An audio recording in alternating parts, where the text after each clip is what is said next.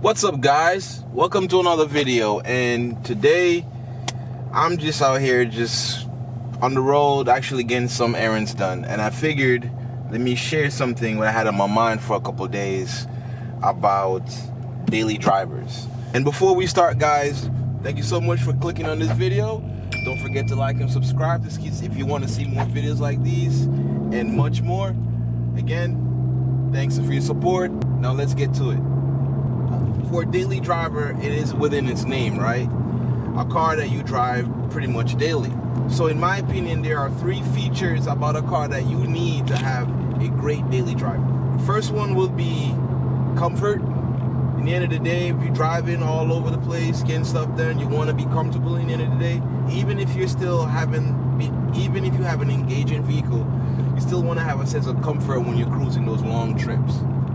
The second thing, in my opinion, is reliability. I think it's important to have a car that's reliable, because for a daily driver, you need to have that car running every day, all the time, never get you stranded and stuff like that.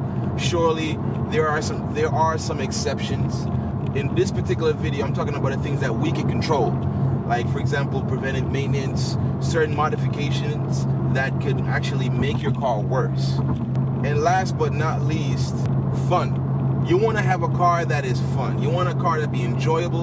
You want a car that you're excited to get up every day and knowing that you got somewhere to go, you got something to take you there with a smile.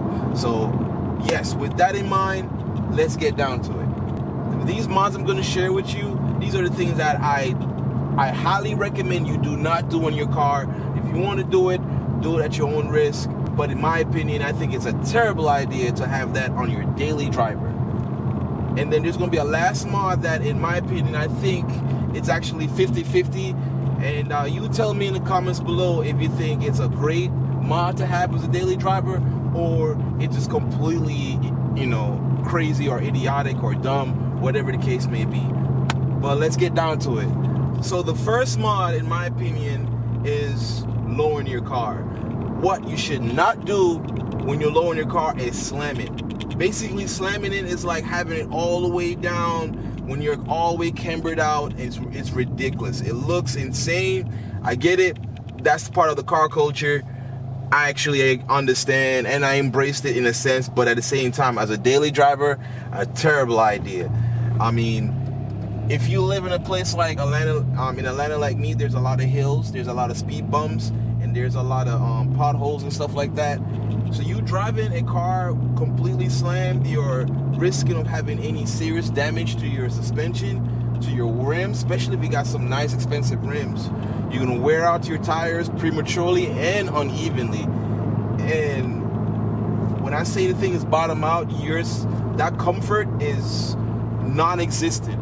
You're gonna feel everything on the road, even a freaking penny. You're gonna feel that thing. So I think that lowering your car is awesome. It has an improvement, but doing too much of it is a bad thing. The alternative, in my opinion, is air suspension. It's the best of both worlds. You still have the practicality to get around the road and all that stuff. And when you park that sucker and you have that sucker nice and slammed, you look good at the same time. Yes, I get it. Air suspension is really expensive.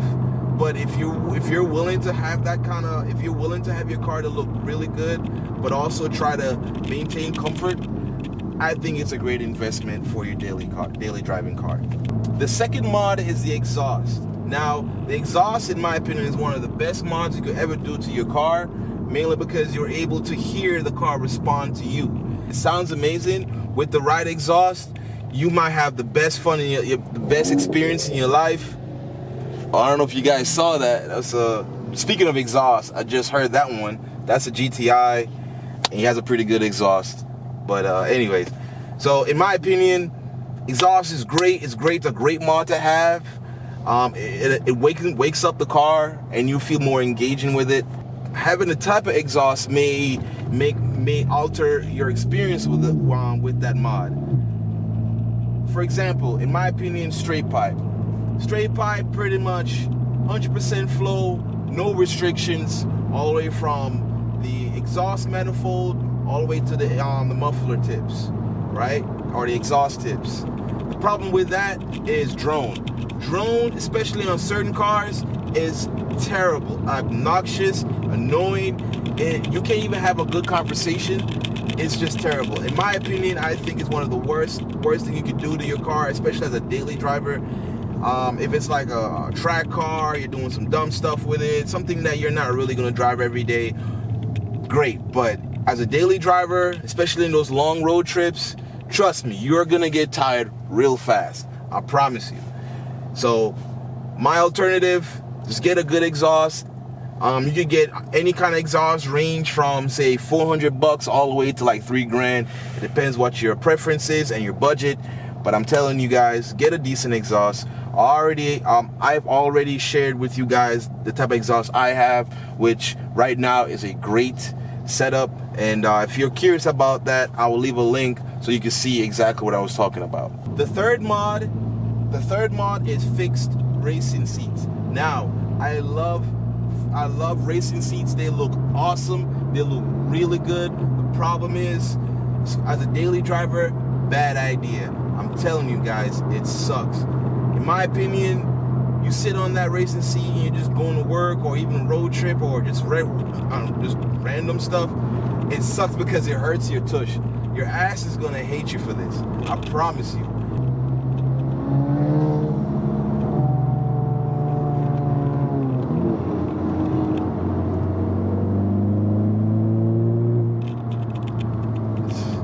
I got the GTI next to me. It has a Mark 7 and it looks super clean, guys.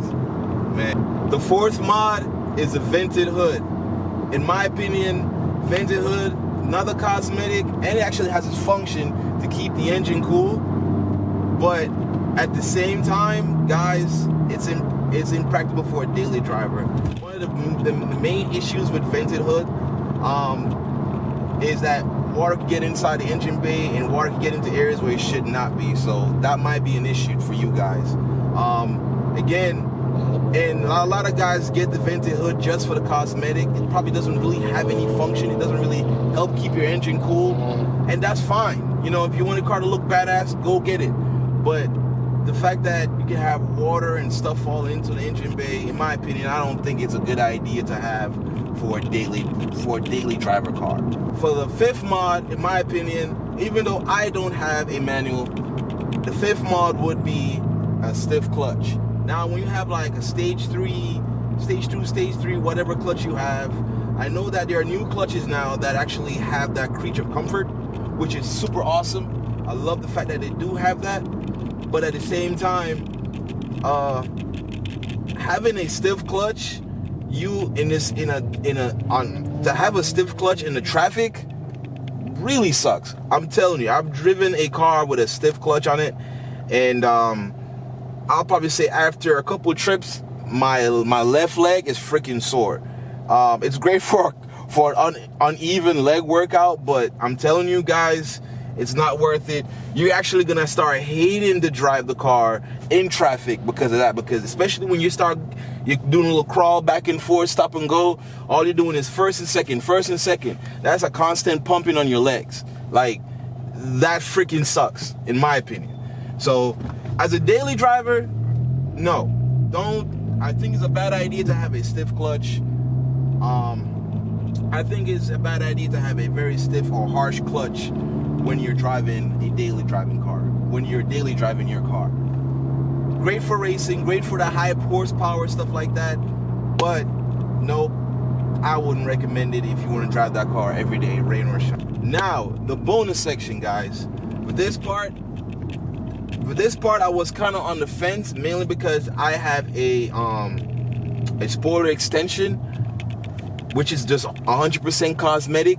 But what I'm talking about in this video is the aggressive joints. You know, those stuff that you only see in like autocross, like, you know, complete just racing type stuff. Like something that provide the true purpose of a spoiler, which is to create downforce in your car to keep it freaking steady in high speeds.